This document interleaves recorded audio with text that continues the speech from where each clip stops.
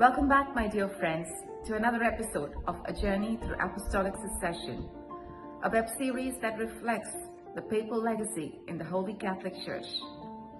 CCC 882 states, "The Pope, Bishop of Rome and Peter's successor, is a perpetual and visible source and the foundation of the unity both of the bishops and of the whole company of the faithful. For the Roman Pontiff, by reason of his office as Vicar of Christ and as pastor of the entire Church, has full, supreme, and universal power over the whole Church, a power which he can always exercise unhindered." Today, we hear about Pope Gregory XII, who was the 12th of the popes to use the name Gregory and the 205th leader in the history of the Church. Historians remember him as one of the popes to abdicate the position, which he did a few years before his death. Few facts. Pope Gregory XII was previously known as Angelo Corraro and was sometimes spelled Corario. Born in either 1326 or 1327, he devoted himself to the Church from a young age. Angelo became the Bishop of Castello in 1380 and lived there for a decade before becoming the Latin Patriarch of Constantinople. Pope Innocent VII would then make him a cardinal and a cardinal priest and move to San Marco. By the turn of the 15th century, he was back in Constantinople and working as an administrator on behalf of the Pope.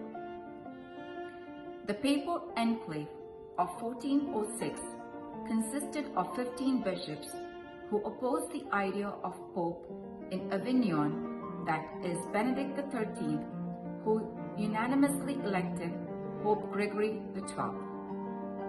Papacy.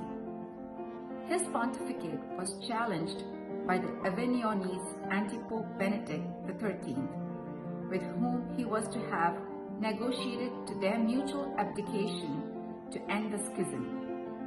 The dual resignations would free both Avignon and the Roman cardinals to elect a new pontiff and thereby end the paralyzing Western schism in the Church.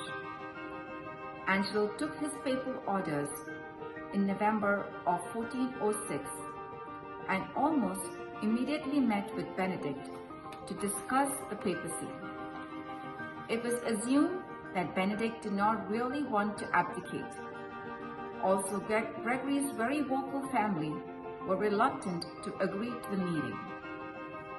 Angered at the failure of the two popes to resolve their differences and end the schism, in June 1409, the cardinals at the Council of Pisa declared both popes to be deposed.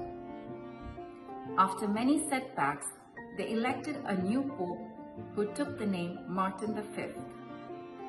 Gregory then resigned from the papal office in 1415. After his abdication, he was made Cardinal Bishop of Frascati. He died piously at Recanati on October 18, 1417. Thank you for listening to today's video. Please like, share, and spread the word to those around you. For Christ and for His Church. God bless you all.